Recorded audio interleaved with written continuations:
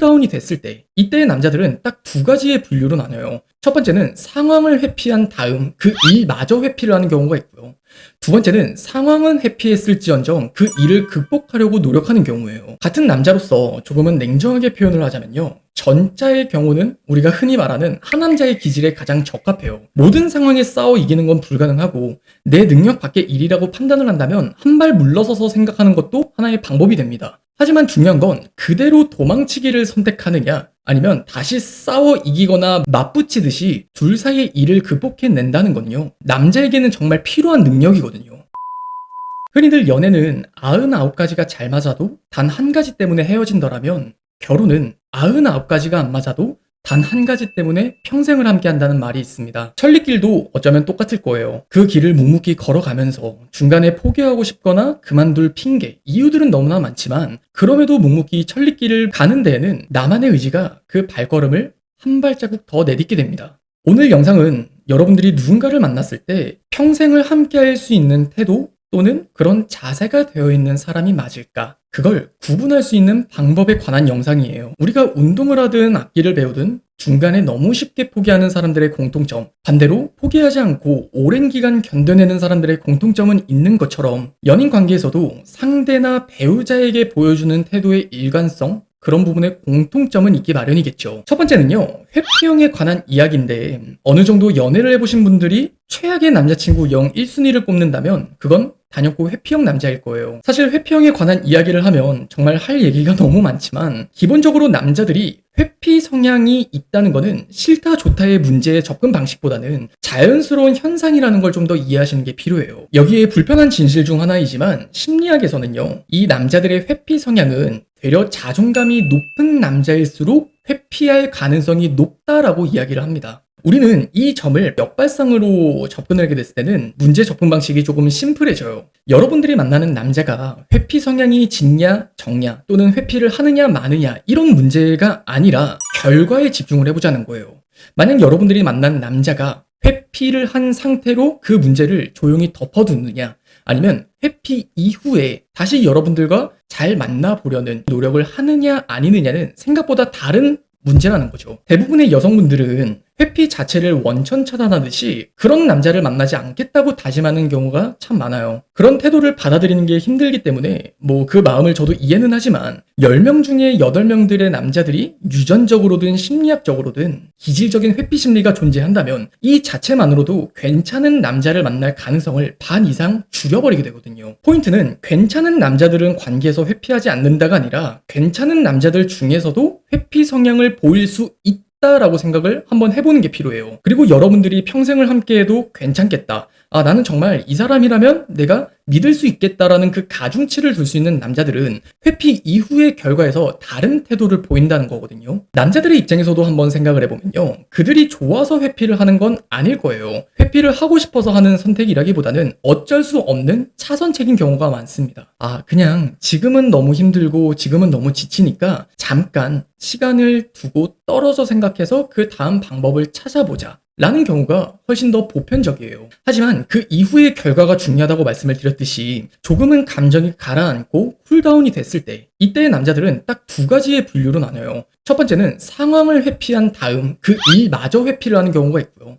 두 번째는 상황은 회피했을지언정 그 일을 극복하려고 노력하는 경우예요. 같은 남자로서 조금은 냉정하게 표현을 하자면요. 전자의 경우는 우리가 흔히 말하는 하남자의 기질에 가장 적합해요. 모든 상황에 싸워 이기는 건 불가능하고 내 능력 밖의 일이라고 판단을 한다면 한 발 물러서서 생각하는 것도 하나의 방법이 됩니다. 하지만 중요한 건 그대로 도망치기를 선택하느냐 아니면 다시 싸워 이기거나 맞붙이듯이 둘 사이의 일을 극복해낸다는 건요. 남자에게는 정말 필요한 능력이거든요. 이런 근본적인 습성은 쉽게 변하는 게 아니기 때문에 여러분을 대하는 태도 또는 일을 대하는 태도, 세상을 살아가는 태도 그 모든 것들에 유기적으로 연결이 되어 있어요. 결국 여러분이 만나는 남자가 상황은 회피하더라도요. 그 상황을 반복하지 않으려고 노력을 한다든지 여러분과 협의점을 찾으려 한다든지 이런 등의 노력을 재차 보이기 시작한다면 천리길의 한 걸음은 함께 걸어갈 수 있는 사람이구나 라는 정도의 사람은 틀림이 없다고 생각할 수 있습니다. 자, 그리고 두 번째는 편식이 심한 사람일까라는 문제예요. 사람들마다 편식을 하지 않는 사람은 없습니다. 이 역시 정도의 문제죠.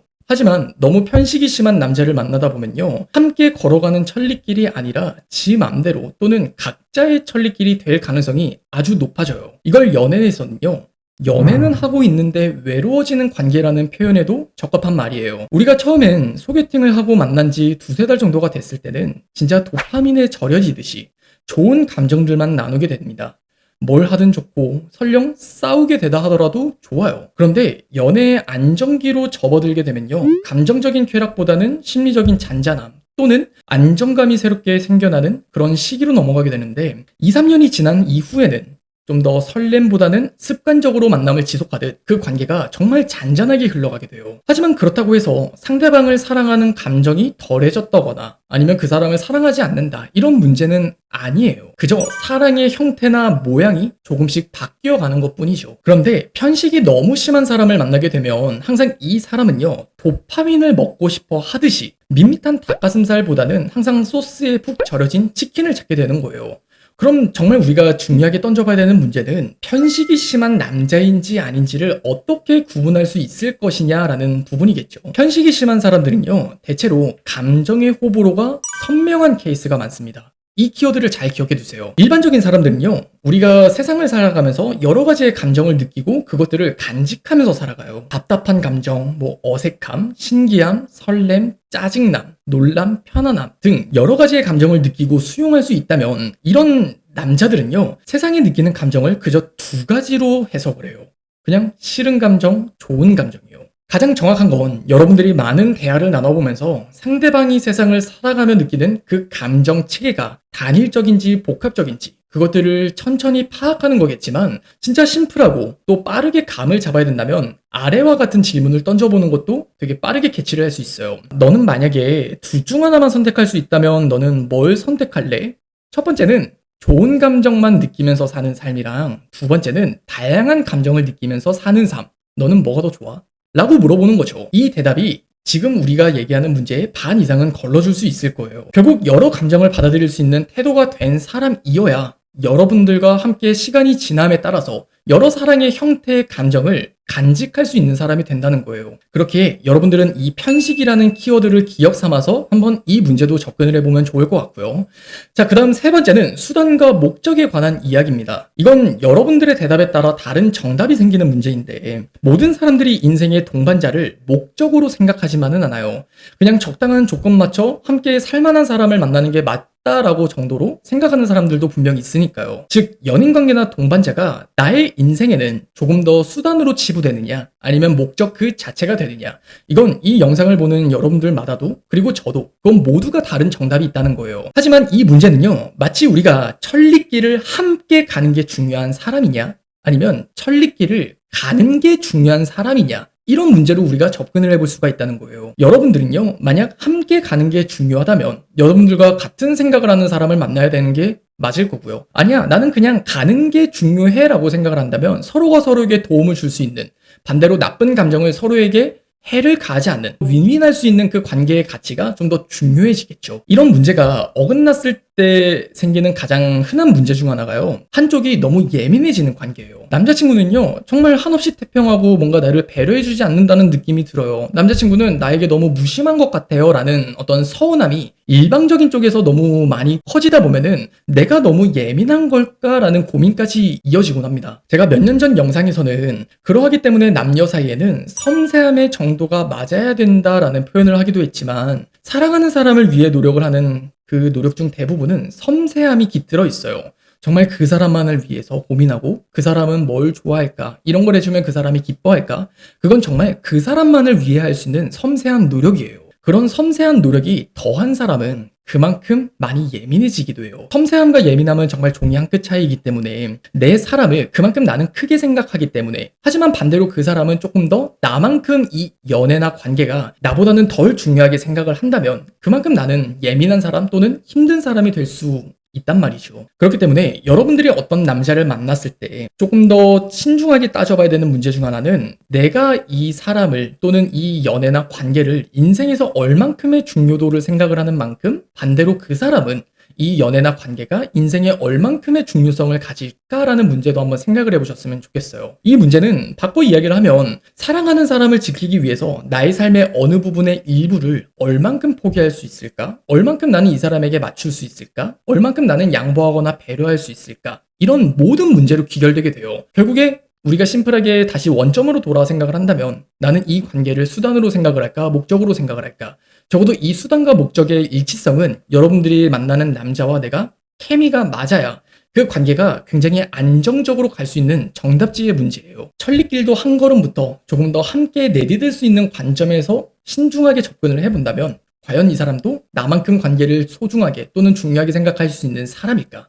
그 문제도 같이 따져보셨으면 좋겠습니다. 그리고 네 번째는 너무 객관적으로 정형화를 좋아하는 사람은 아닌지를 꼭 생각해 보셨으면 좋겠어요. 개인적인 의견이지만 우리나라에서 좋은 교육을 받거나 주입식 교육이 강하게 깃든 사람일수록 연애를 하거나 사랑을 이해하는 능력은 반비례한다고 저는 생각을 해요. 최소 12년이 넘는 의무 교육 기간 동안 그 12년의 인생에는 항상 정답이 있었거든요. 하지만 사람 관계의 문제는 정답이 존재하지 않습니다. 떡볶이를 좋아하는 사람이 틀렸고 치킨을 좋아하는 사람이 정답이다. 이런 문제가 아닌 것처럼요. 사람마다 좋아하고 싫어하는 각자만의 정답은 다 다른데 세상을 너무 객관적으로 바라보고 정형화시키고자 하는 사람들은요. 연애는 괜찮을지언정 결혼감, 신랑감은 절대 아니거든요. 세상에 나쁘기만 한 건 없다는 말처럼 어쩌면 이런 남자들이 조금 더 승진이 빠르고 사회 시스템에 잘 적응하는 경향성도 짙은 건 사실이에요. 그러나 적어도 여러분들이 연인으로서 이 사람을 봤을 때 여러분을 깊이 이해해 줄 수 있는 사람은 절대 아니거든요. 이들이 바라보는 세상은 여러 시행착오를 겪고 정의할 수 있는 무언가의 가치를 두는 경우가 많아요. 마치 수백 번 문제를 풀어보고 그 안에서 또 오답노트를 작성하고 그렇게 시험을 잘 보게 되는 것처럼요. 하지만 연애라는 건 여러 시행착오를 겪으면서 정답을 맞추는 게임이 아니라 내가 가장 소중하게 생각하는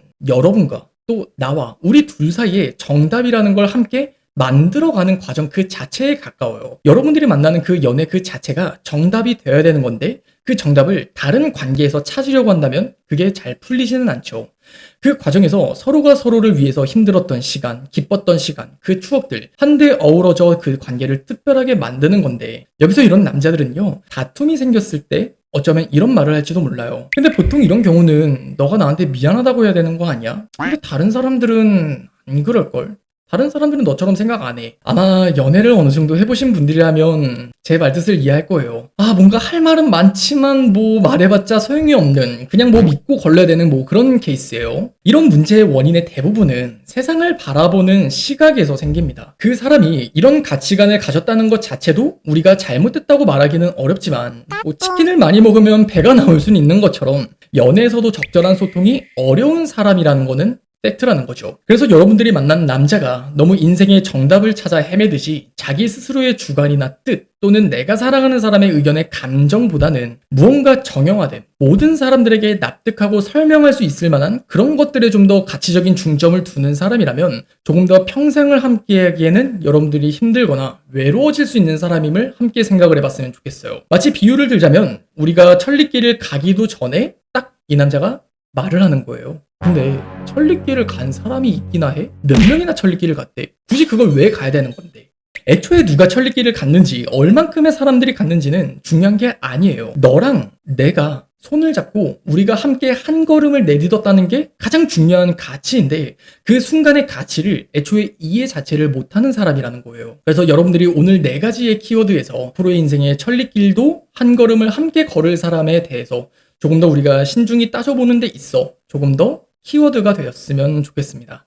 다음 영상에서도 누구나 알 법한 일상 속의 속담을 통해서 관계에 어떠한 확정적인 사고를 할 수 있을지 그걸 저도 함께 좀 더 고민해서 콘텐츠를 준비할 테니까요. 여러분들이 쓴 오늘의 시간만큼 더 사랑받는 여러분들이 되길 진심으로 바라겠습니다.